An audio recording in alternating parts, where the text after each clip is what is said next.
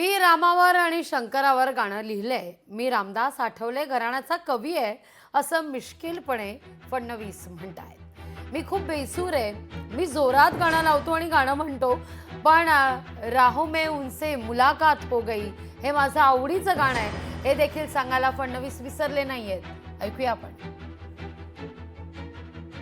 खरं म्हणजे तुम्हाला सांगू का, तसा मी रामदास आठवले घराण्याचा कवी आहे.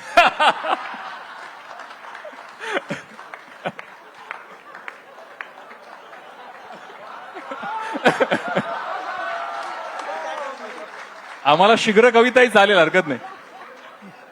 म्हणजे तुम्ही आहात आरजे, मला येत नाही फारसे,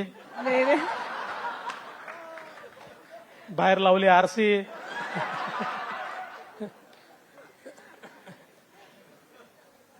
एक कविता लिहिली होती, मला आठवली तर म्हणतो ती.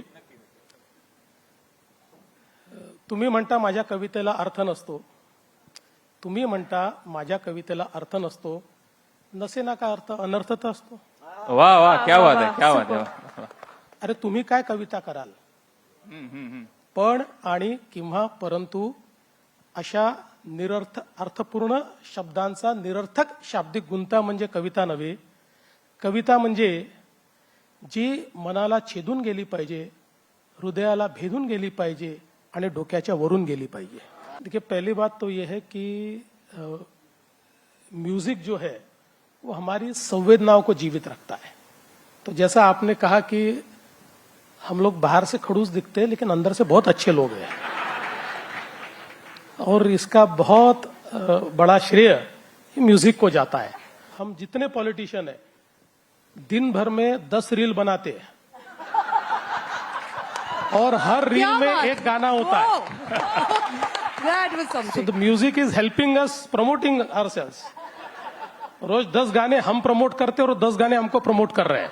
मतलब लाइफ का सबसे बड़ी मेरी ट्रेजेडी ये रही कि मुझे गाने बहुत याद है और सुर में मैं एक भी नहीं गा सकता. तो इसलिए छुप छुप के गाना ये मुझे बड़ा पसंद है. तो मैं ये करता हूं कि गाने को फुल वॉल्यूम पे लगाता हूं और फिर उसके साथ गाता हूं, तो अपना बेसुरापन उस सुर में मिल जाता है और अपने को लगता है की हम भी सुर में गा रहे हैं. एक गाणं मी लिहिलेलं आहे, पण मी त्याच्या खाली मी लिहिलं असा क्लेम केलेला नाही. ते अमृताने गायलेलं आहे, ते तुम्हाला युट्यूबवर मिळेल, पण मी सांगणार नाही, तुम्ही शोधून काढा. पण आज वर्ल्ड म्युझिक डे आहे, तर एक जे गाणं जे मॅम साठी तुम्हाला डेडिकेट करायचं असेल ते कोणतं असेल? नाही, डेडिकेट करायला पुष्कळ गाणे आहेत. जेव्हा आम्ही भेटलो, आमचं काही लव्ह मॅरेज वगैरे नाही, आमचं अरेंज मॅरेजच आहे. पण मला असं वाटतं की 90sची जी गाणी आहेत ती गाणी मला, कारण आम्ही 90s वाले आहोत, कॉलेजमध्ये 90s मध्ये होतो, त्याच्यामुळे ती सगळी गाणी मला फार आवडतात.